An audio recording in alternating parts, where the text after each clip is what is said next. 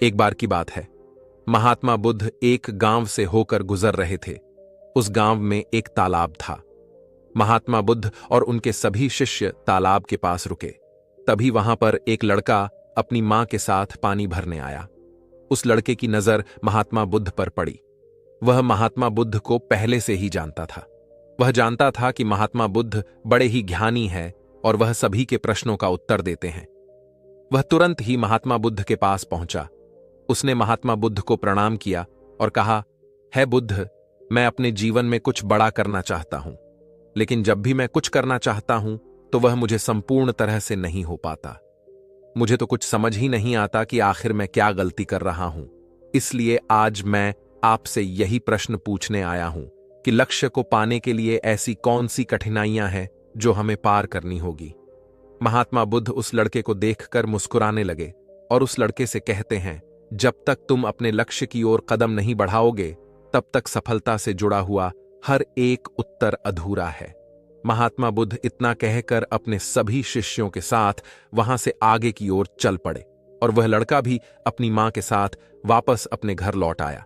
अगले दिन जब वह लड़का अपनी मां के साथ वापस उस तालाब पर पानी भरने आया तो उसने देखा कि तालाब में जो कमल की कलियां थीं वह पूरी तरह से खिल चुकी है और पूरे के पूरे तालाब में केवल कमल के फूल ही नजर आ रहे हैं। उस लड़के की मां को अपनी आंखों पर यकीन नहीं हो रहा था। इस पर उसकी मां कहती हैं, बेमौसम इतने सारे फूल एक साथ खेलना, ऐसी घटना तो मैं आज तक नहीं सुनी। ऐसा अवश्य ही महात्मा बुद्ध के आने के कारण हुआ है, अर्थात यह उनका ही प्रभाव है। यह सुन वह लड़का सोच में पड़ गया। उसने तुरंत ही तालाब में से एक कमल का फूल तोड़ा और मन ही मन यह सोचने लगा, यदि यह महात्मा बुद्ध के प्रभाव के कारण हुआ है तो मुझे अवश्य ही महात्मा बुद्ध से मिलना चाहिए। शायद हो सकता है कि वह मुझे कुछ प्रेरणा देना चाहते हैं।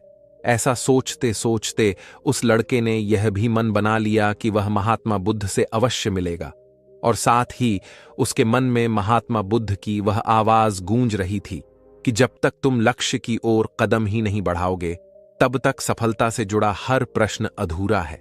तभी उस लड़के ने वह कमल का फूल एक छोटे से मटके में रख लिया और उसने मन ही मन यह मन बना लिया कि वह महात्मा बुद्ध से मिलकर रहेगा और उसके मन में जो भी प्रश्न है वह उनसे उनके उत्तर जानकर ही रहेगा।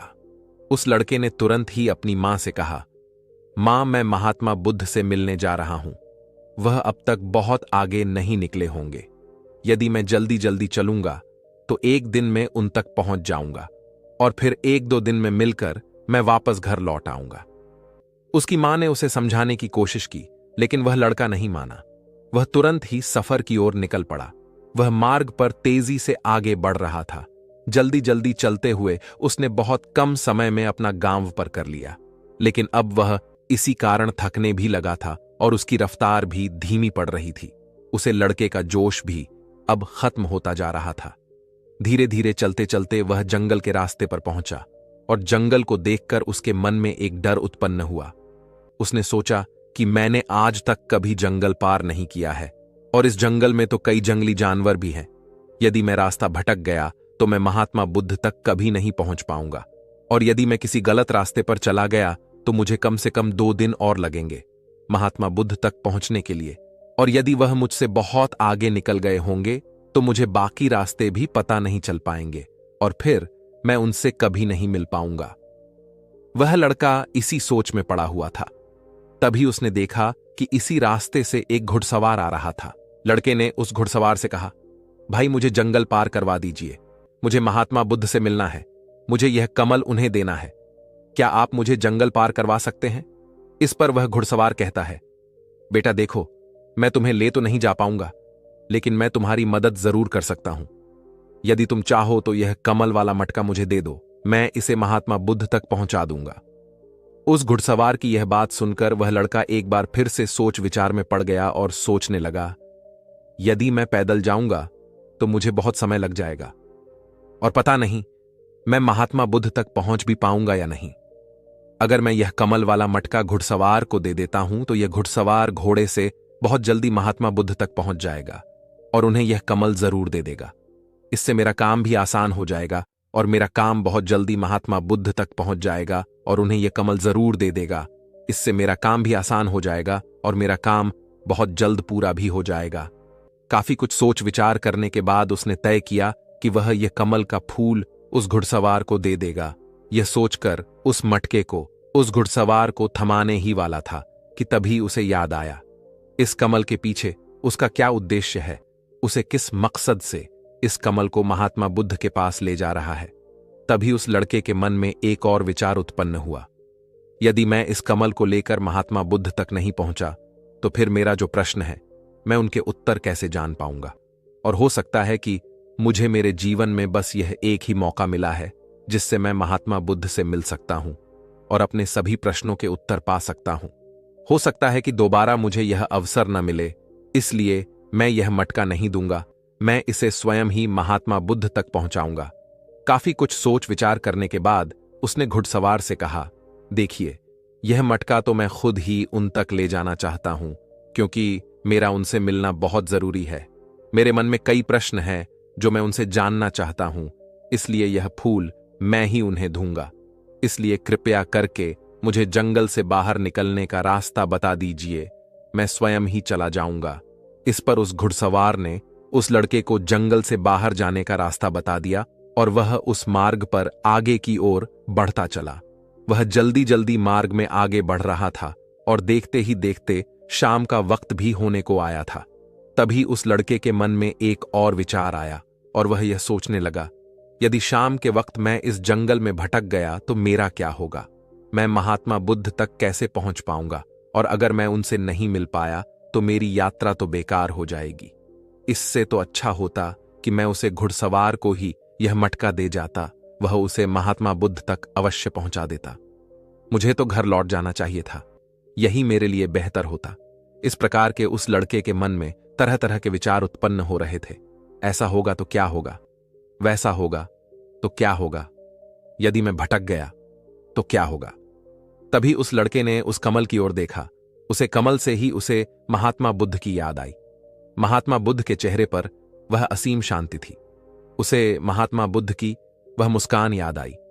तभी उसके मन में एक और विचार उत्पन्न हुआ, जिनके आने से हमारे तालाब में अनेकों फूल खिल गए, जिसके साथ होने से हमारे मन को प्रेरणा मिलती है, जिनके चेहरे पर वह असीम शांति है जिसे मिलकर मेरा मन शांत हो जाता है।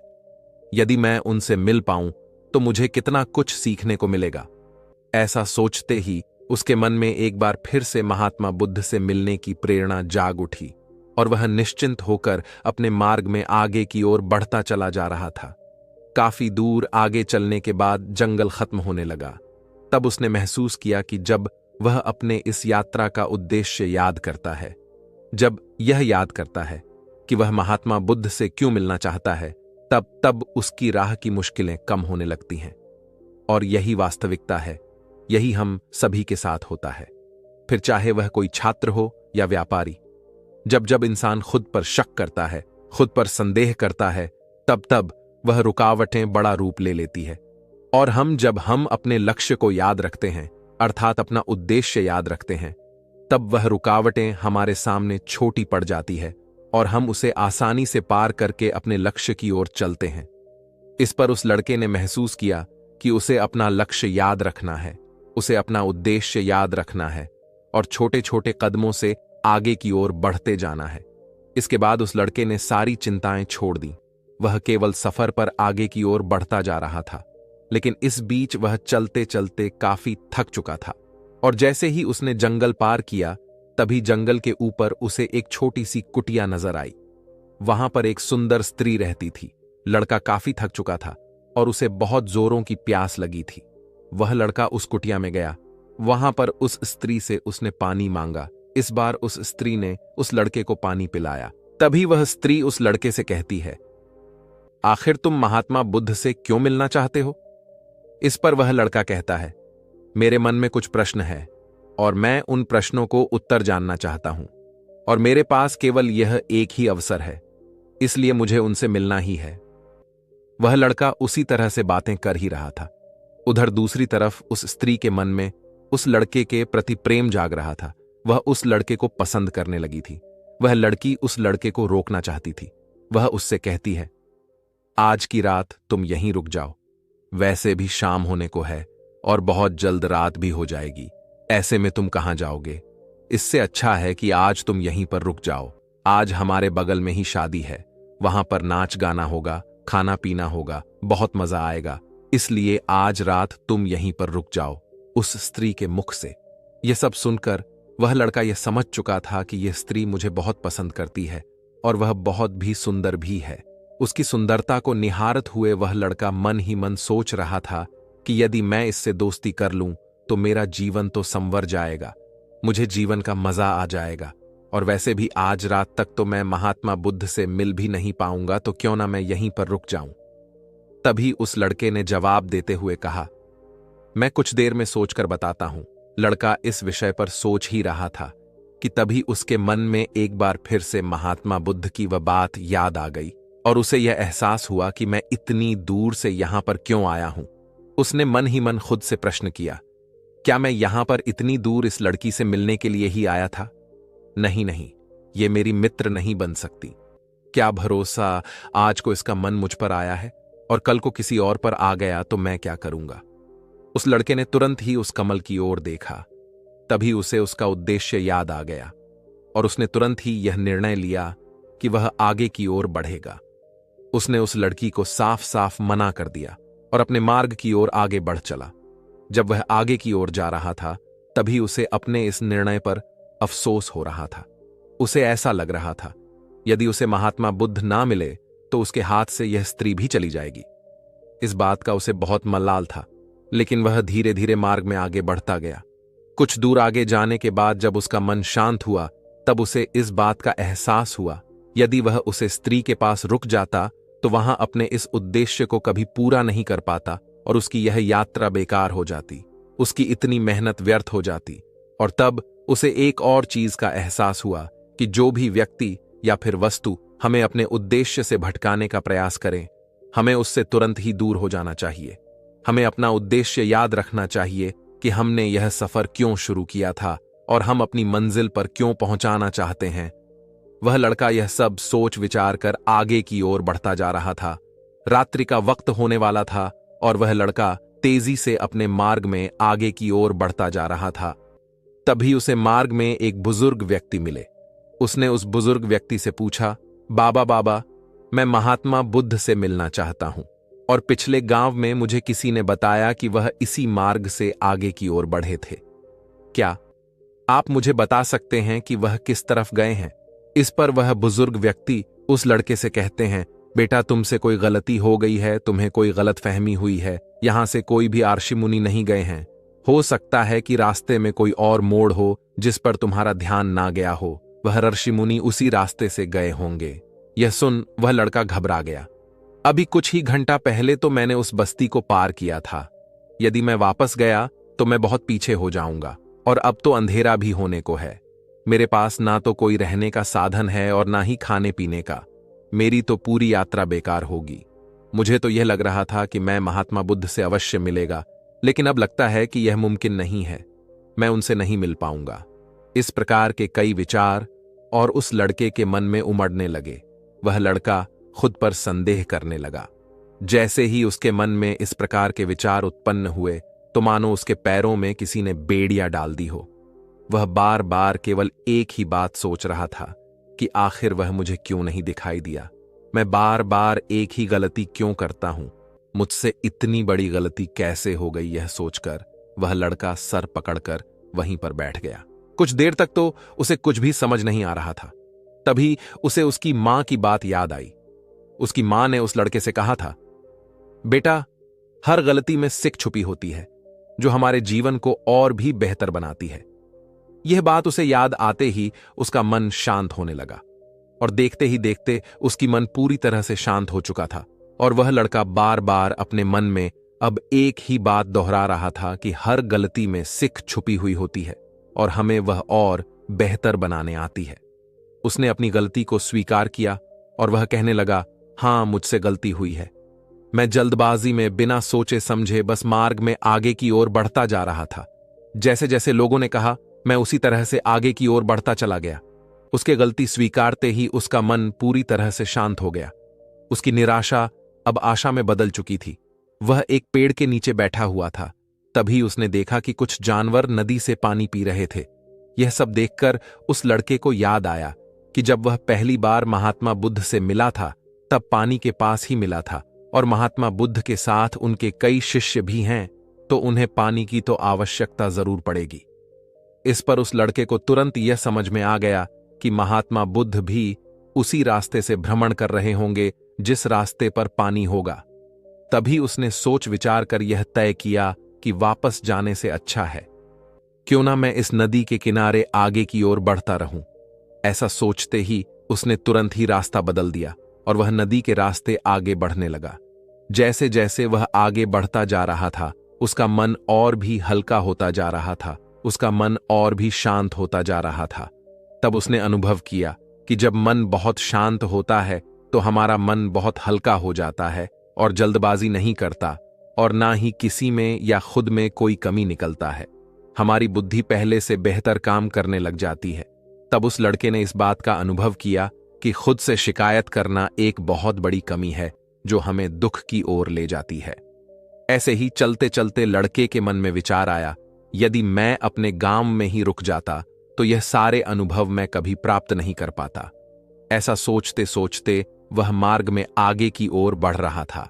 तभी उसे महात्मा बुद्ध के कुछ शिष्य नजर आए और उन्हें देखकर वह लड़का बहुत खुश हुआ और वह अपने मार्ग में तेजी से और भी आगे बढ़ने लगा, और आखिरकार लगातार 2 दिनों का सफर तय करने के बाद वह महात्मा बुद्ध के पास पहुंचा।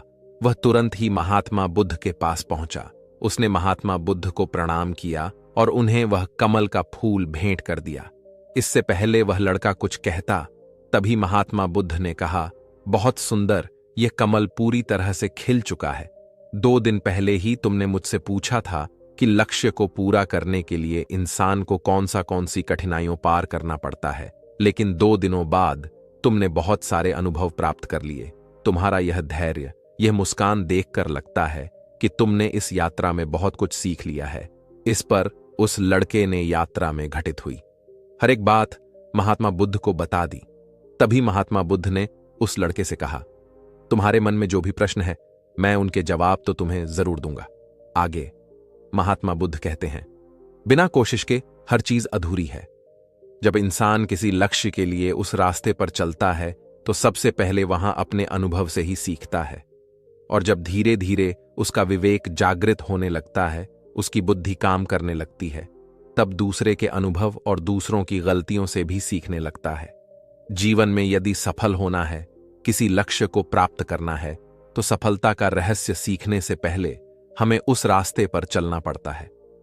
महात्मा बुद्ध आगे कहते हैं, किसी भी लक्ष्य को प्राप्त करने के लिए उस रास्ते में हमें 3 बाधाएं आती हैं, और इनका निवारण करने के बाद ही हम अपने लक्ष्य तक पहुंच पाते हैं। और तुमने भी यह 3 बातें सीख ली। पहले अपने उद्देश्य को पहचानो और उसके प्रति समर्पण करो। जैसे कि तुम यह कमल का फूल मुंह तक पहुंचाना चाह रहे थे, और तुम्हारा उद्देश्य भी यही था। तुमने ये जान लिया था कि यह फूल मुझ तक पहुंचने के लिए तुम्हारा क्या उद्देश्य है, जिस कारण तुम्हारे मन के सारे संदेह खत्म हो गए। इसके बाद जब भी तुम फूल को देखते थे तो तुम्हें अपना उद्देश्य याद आ जाता। आगे महात्मा बुद्ध ने कहा, तुमने स्वयं के अनुभव से ही यह जान लिया कि अपनी मंजिल तक किस प्रकार हमें पहुंचना है, और सब कुछ तुम्हारे भीतर से ही प्रकट हो रहा है। वह लड़का महात्मा बुद्ध की सारी बातें ध्यानपूर्वक सुनता रहा। तब महात्मा बुद्ध कहते हैं, तुम्हारे मन में कई प्रकार के डर और संशय थे। पता नहीं तुम मुझ तक पहुंच पाओगे या नहीं, पता नहीं तुम जंगल पार कर पाओगे या नहीं, क्योंकि तुमने आज से पहले कभी जंगल पार नहीं किया था, और रास्ते में तुम्हें तरह तरह की रुकावटें भी झेलनी पड़ी। और जब हमारे रास्ते में तरह तरह की रुकावटें उत्पन्न होती है, तब हमारा मन बाधित होता है, हमारा मन भटकने लगता है और हम अपने लक्ष्य से भटक जाते हैं। लेकिन जब हम अपना सारा ध्यान रुकावटों से हटाकर अपने उद्देश्य पर लगाते हैं, तो सारी रुकावटें खुद ब खुद छोटा पड़ने लगती हैं और हम उन्हें आसानी से पार कर जाते हैं। शुरुआत में हर किसी की यही समस्या है कि वह यह नहीं जानता कि आखिर वह सफल क्यों होना चाहता है, क्यों वह कुछ करना चाहता है। इसी कारण उनके सामने परेशानियां भी बहुत ज्यादा होती हैं और वह उन परेशानियों के सामने घुटने टेक देते हैं। लेकिन जैसे जैसे आप आगे बढ़ते हैं, अपने लक्ष्य के प्रति समर्पित हो जाते हैं, तो वैसे वैसे चलते जाना आसान हो जाता है और हम अपने लक्ष्य तक पहुंच ही जाते हैं। आगे महात्मा बुद्ध उस लड़के को तीसरी बात बताते हुए कहते हैं, असली शक्ति इच्छाओं को पूरा करने में नहीं बल्कि उनको मिटाने में है। हम जानते हुए भी सही काम नहीं करते। अगर हम अपनी उद्देश्य की ओर आगे बढ़ते हुए आकर्षणों के पीछे रुक जाते तो हमारी यात्रा कभी पूरी नहीं हो सकती। इसलिए जैसे कि इस यात्रा के दौरान तुमने फूल हमेशा अपने साथ रखा, अपने पास रखा, वैसे ही उद्देश्य से भी हमेशा सामने रखना चाहिए। हमारा लक्ष्य हमेशा हमारी आंखों के सामने होना चाहिए। इससे हमें निर्णय लेने में आसानी होती है। अन्यथा हमारे मन का संदेह, हमारी मन की शंका हमें कभी भी सही निर्णय नहीं लेने देता और वह हमें मन की उलझनों में फंसा कर रख देती है। इसलिए संदेह के प्रति सचेत रहे। आगे गौतम बुद्ध उस लड़के को समझा बुझाकर उसे विदा कर दिया। इस कहानी से क्या सीखने को मिला, कमेंट सेक्शन में जरूर बताएं और हां, इस चैनल को सब्सक्राइब जरूर कर लें। प्राचीन समय की बात है। जापान में एक बहुत ही प्रसिद्ध बौद्ध भिक्षु रहा करते थे। उनका नाम रिसाई था। रिसाई अकेले रहते थे। दुनिया के शोर शराबा से दूर जंगल में वो रहते थे और वह बड़े ही ध्यानी और प्रभु भक्ति व्यक्ति थे। इसलिए वह पूरे जापान में बहुत अधिक प्रसिद्ध थे। एक दिन एक राजकुमार देसाई के पास आया और बोला, हे प्रिय भिक्षु, मैं हमेशा थका हुआ और निराशा और परेशान महसूस करता हूं। मेरा मन बहुत परेशान रहता है। हालांकि मेरे पास सब कुछ है, दौलत, शोहरत, सुख सुविधा जो हर व्यक्ति चाहता है या पाने की इच्छा करता है, लेकिन फिर भी मेरे अंदर इतनी अशांति और चिंता क्यों है? रिसाई ने उसकी बात बहुत ही ध्यानपूर्वक सुनी और कुछ सोचने के बाद कहा, तुम इस प्रश्न का उत्तर जानते हो। तुमने कभी इस प्रश्न को हल करने की कोशिश नहीं की है। रिसाई ने आगे कहा, मैं एक रिसर्च करना चाहता हूं। क्या तुम मेरा साथ उसमें दोगे? इस रिसर्च के बाद तुम्हारे जीवन में किसी भी तरह की अशांति और चिंता नहीं रहेगी। यह बातें सुनकर राजकुमार बहुत हैरान था। उसने रिसाई से कहा, बताइए मुझे क्या करना होगा? अपने मन की शांति के लिए मैं कुछ भी करने को तैयार हूं। राजकुमार की इन्हीं बातों को सुनकर भिक्षु ने कहा, तो फिर आप अगले 15 दिनों के लिए मेरे आश्रम में रहोगे और एक सामान्य व्यक्ति की तरह अपना जीवन व्यक्तित्व करोगे और इन 15 दिनों में तुम अकेले और चुपचाप रहोगे, जितना हो सको कम बोलोगे। राजकुमार उस भिक्षु की बातें सुनकर सहमत हो गया। पहले दिन राजकुमार को लगा कि उसका मन सामान्य से अधिक परेशान और विचलित है। उसके मन में तरह तरह के विचार आ रहे थे और वह आम लोगों की तरह जीवन जीने में असहज महसूस कर रहा था। उसे अंदर से बोलने की इच्छा हो रही थी, लेकिन वह चुपचाप रहा। उसके मुंह से एक भी शब्द नहीं निकला, बस मन मारकर चुपचाप बैठा रहता। लेकिन रात होते होते उसके अंदर ही अंदर शांति का अनुभव होने लगा। उसके लिए यह अनुभव अजीब था। वह खुद से पूछ रहा था कि वह अंदर ही अंदर इतना खुश क्यों है और उसकी आंतरिक बेचैनी और उसकी चिंता कम क्यों होने लगी है। अगले दिन राजकुमार अकेला चुपचाप बैठा रहा और वह प्रकृति को निहार रहा था। वह पौधों को, फूलों को, आकाश में उड़ रहे पक्षियों को। वह अपने जीवन में पहली बार यह अद्भुत दृश्य महसूस कर रहा था कि उसके पास कितनी सुंदरता है। वह दिन भर प्रकृति की सुंदरता को निहारता रहता और उसकी ताजगी को महसूस करता रहता। इसी तरह से 10 दिन हुए और उसके मन की सारी बेचैनी, सारी हलचल, सारी उथल पुथल और सारा तनाव गायब हो गया। 11वें दिन की सुबह राजकुमार फिर एकांत में बैठ गया और कुछ मिनट में उसकी आंखें अपने आप बंद हो गईं और वह गहरे ध्यान में चला गया। वह पूरे दिन वहीं पर आंखें बंद करके बैठा रहा और गहरे ध्यान में डूबा रहा। ना कोई शब्द, ना कोई चिंता। राजकुमार भीतर से असीम शांति और आनंद से भर गया। राजकुमार अपने बाकी के 4 दिन इसी तरह से ध्यान में बिताने के 15 दिन बाद रिसाई के सामने प्रस्तुत हुआ और उनको प्रणाम करके बोला, प्रिय भिक्षु, मुझे उत्तर मिल गया कि मेरे मन में इतनी उथल पुथल और चिंता क्यों थी। मैं जान गया कि मेरा मन इतना अशांत और विचलित क्यों था। रिसाई मुस्कुराते हुए पूछा, बताओ क्या उत्तर मिला तुम्हें? राजकुमार ने कहा, मैं आवश्यकता से अधिक बातें करता था। मैं किसी पर भी अपने शब्द और ऊर्जा व्यर्थ करता था। मैं दिन भर अपने लोगों से फालतू की बातें करता रहता और फिर उन्हीं के बारे में अकेला सोचता रहता और ज्यादा समय नकारात्मक ही सोचता रहता। इस तरह मैं बस अपना समय बर्बाद कर रहा था। ज्यादा बोलने और नकारात्मक सोने की वजह से मेरा मन अशांत और बेचैन हो रहा था और इसी वजह से मैं किसी भी काम को ठीक से नहीं कर पा रहा था, जिसकी वजह से मैं हर काम में असफल होने लगा। और फिर इन्हीं लगातार मिलने वाली असफलताओं की वजह से ही मैं और भी उदास और चिड़चिड़ा हो गया था। इन्हीं सभी चीजों की वजह से मेरा जीवन नष्ट हो रहा था। लेकिन यहां पर बीते हुए 15 दिन मेरे लिए पूरी तरह से अलग थे। मुझे कुछ अलग ही एहसास यहां पर हो रहा था। मुझे ऐसा लग रहा था कि मैं अपना पूरी तरह से जिंदगी जी रहा हूं, लेकिन इससे पहले मैं अपना जीवन गलत तरीके से जी रहा था। और मैंने यह भी सीखा कि हमें सिर्फ ध्यान करने की जरूरत नहीं है, ध्यान अपने आप होता है। जब हम शांत और मौन होते हैं, ध्यान के पिछले कुछ दिनों के दौरान मैंने जो पहली चीज सीखी वह यह है कि मनुष्य के जीवन की सबसे महत्वपूर्ण चीज स्वयं को जानना ही है। यह सुनकर रिसाई ने कहा, सिर्फ तुम ही नहीं, दुनिया में ज्यादातर लोग जरूरत से ज्यादा बोलते हैं। आज भी लोग ज्यादातर समय केवल एक दूसरे को नीचा दिखाने के लिए ही बोलते हैं। कुछ लोग ना चाहते हुए भी बातें करते हैं और अपना जीवन बर्बाद कर लेते हैं। रिसाई ने राजकुमार को चुप रहने का महत्व समझाते हुए कहा, एक बार गौतम बुद्ध से उनके शिष्यों ने पूछा, प्रिय बुद्ध, आप ज्यादा समय चुप क्यों रहते हैं? बुद्ध ने कहा, क्योंकि चुप रहने से व्यक्ति अंदर से आनंद शांति की गहराइयों में होता है।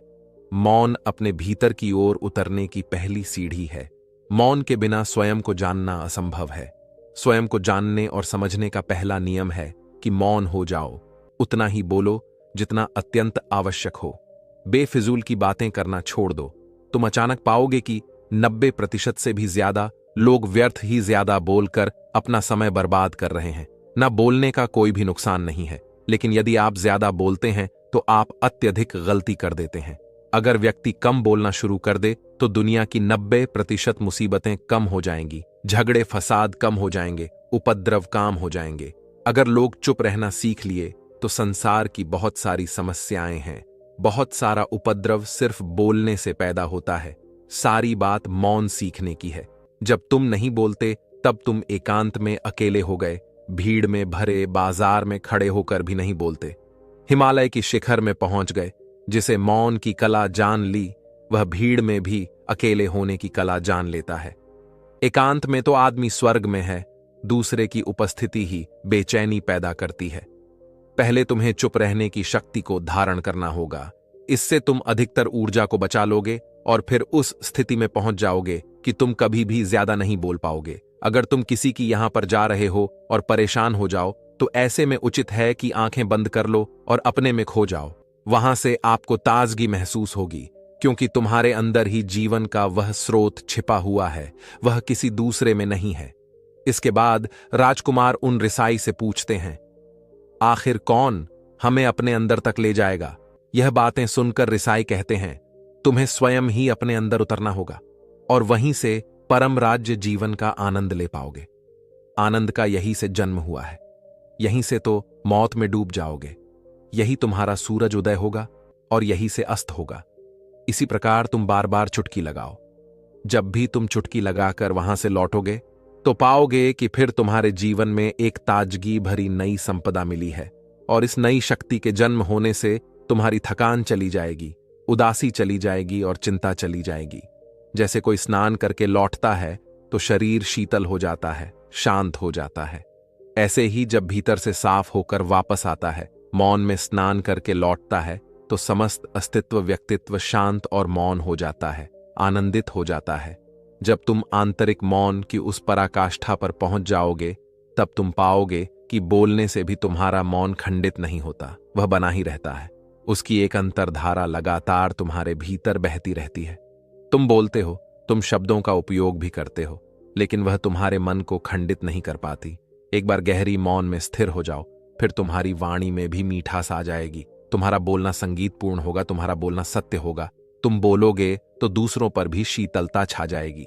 जैसे ही तुम अंदर से चुप होते हो, तुम इतने शक्तिशाली होने लगते हो कि समाज के निर्भरता तुम छोड़ने लगते हो और तुम्हारे जीवन में एक मस्ती आती है जो कि केवल दीवानों के जीवन में होती है। तुम्हारे चेहरे पर एक नई रौनक आ जाती है, तुम्हारी आंखें किसी अमृत के समान हो जाती हैं और तुम अनंत शांति के समुद्र में डूबने लगते हो। इतना कहकर भिक्षु रिसाई ने अपनी बात खत्म की और वह मौन में चले गए। राजकुमार उनका धन्यवाद करके अपने महल में चला गया। दोस्तों, आपने भी अनुभव किया होगा कि बहुत ज्यादा बात करने से दिमाग अशांत हो जाता है, जिससे हम अपने दिमाग पर नियंत्रण खो देते हैं और साथ ही अपना ध्यान भी खो देते हैं। जो लोग बहुत ज्यादा बोलते हैं, उनके पास किसी एक काम पर ध्यान केंद्रित करने की काबिलियत नहीं होती। वह अपने किसी भी लक्ष्य पर पूरी तरह से ध्यान केंद्रित नहीं कर पाते। अगर हमारा दिमाग एक जगह केंद्रित नहीं है, तो हम जीवन की सच्चाई नहीं समझ पाते और ना ही मनचाही सफलता का भी हासिल कर पाएंगे। इसके अलावा भी आपने देखा होगा कि जो लोग अधिक बोलते हैं, वह अक्सर लोगों के बीच हंसी का पात्र बन जाते हैं, और जो लोग कम बोलते हैं और अपनी बात पर कायम रहते हैं, उन्हें लोगों से सम्मान मिलता है। लोग उनकी बातों को सुनते हैं और उन पर भरोसा भी करते हैं। जो लोग जरूर से अधिक बोलते हैं और अपने विचारों के बारे में पक्के नहीं होते, उनका दिमाग स्थिर और विचलित रहता है, शोर से भरा रहता है, और एक अशांत दिमाग वाला व्यक्ति जीवन में किसी भी चीज में सफल नहीं हो पाता, क्योंकि वह किसी भी काम में फोकस नहीं कर पाता। यदि किसी व्यक्ति को यह पता है कि उसे कब, कहां और क्या बोलना है, तो वहां व्यक्ति सच में बहुत बुद्धिमान है, और ऐसा व्यक्ति जहां भी जाता है, उसका व्यक्तित्व आकर्षक का केंद्र बन जाता है, और वह जो कुछ भी करता है उसमें बहुत शक्ति होती है। यह कहानी आपको कैसी लगी, आप कमेंट सेक्शन में जरूर बताएं, और हां, इस चैनल को बिना सब्सक्राइब करने मत जाना दोस्तों। प्राचीन समय की बात है। एक बार एक नौजवान युवक बुद्ध के पास जाता है और उनसे कहता है कि हे बुद्ध, क्या आप मेरे एक सवाल का जवाब देंगे? बुद्ध ने मुस्कुराते हुए कहा कि पूछो, क्या पूछना है? इसके बाद उस युवक ने कहा कि हे बुद्ध, मेरी उम्र अभी बहुत ज़्यादा नहीं हुई है, लेकिन मैं बहुत ज़्यादा परेशान रहता हूँ, बहुत दुखी रहता हूँ। मैं आपसे ये जानना चाहता हूँ कि मेरे जीवन में अभी से इतने दुख हैं, तो मेरी ज़िंदगी तो अभी बहुत बाकी है। क्या मेरे जीवन में दुख बढ़ते ही रहेंगे? क्या इन दुखों से छुटकारा पाने का कोई रास्ता नहीं है? ये सुनकर बुद्ध कहते हैं कि कहाँ हैं तुम्हारे दुख? मुझे तो दिखाई नहीं दे रहे हैं। ये सुनकर वो युवक कहता है कि हे बुद्ध, दुख तो मेरे अंदर है, मेरे भीतर है, वो आपको कैसे दिखाई देंगे? यह सुनकर बुद्ध उस युवक से पूछते हैं कि क्या तुम्हें अपने दुख दिखाई देते हैं? वो युवक बुद्ध से कहता है कि हाँ बुद्ध, मैं अपने दुखों को भली भांति देख पा रहा हूं। तब बुद्ध ने पूछा कि इन दुखों का मोल क्या है?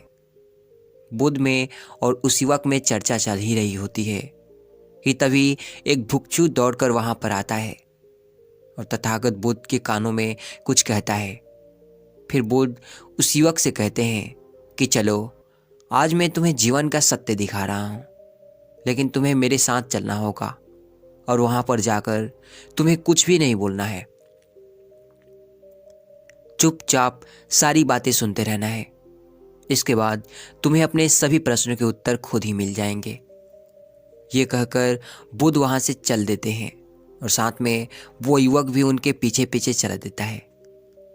कुछ दूर चलने के बाद गौतम बुद्ध एक घर में प्रवेश करते हैं।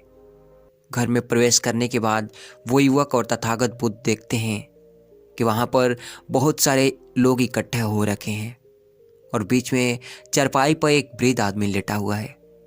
बुद्ध को देखते ही सभी ने उनके लिए राह बनाई और बुद्ध उस आदमी के पास उसके चारपाई पर जाकर बैठ जाते हैं। वो युवक भी पास में ही बैठ जाता है। इसके बाद वो वृद्ध आदमी जो चारपाई पर लेटा हुआ था कहना शुरू करता है कि हे बुद्ध, मैं नहीं जानता कि मेरे जीवन में कितने सांसें अब बची है। पता नहीं किस वक्त भगवान के घर से बुलावा आ जाए। हे बुद्ध, मैं मरने से पहले अपने लिए सवाल के जवाब चाहता हूँ।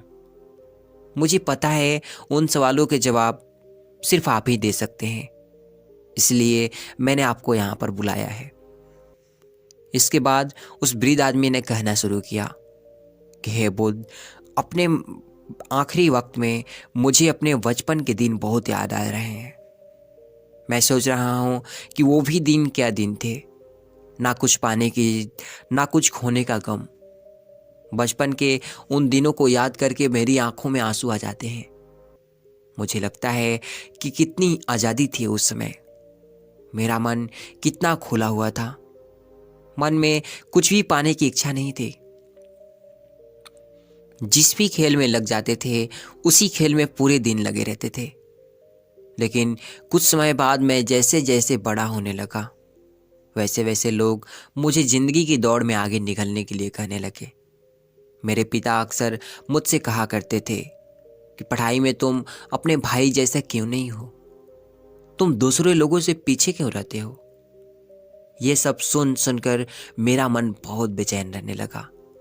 लोग मुझे बहुत ताने देते थे क्योंकि ना तो मैं खेल में अच्छा था ना ही मैं पढ़ाई में अच्छा था। सब लोग मुझे किसी और तरह की बनने के लिए कहते थे और उनके तानों से तंग आकर मैं अपने जीवन में कुछ हासिल करने का निश्चय किया। मैं अपने आप से वादा किया कि मैं भी अपने भाई की तरह कामयाब इंसान बनूंगा और इसके लिए मैं दिन रात मेहनत करने में लग गया।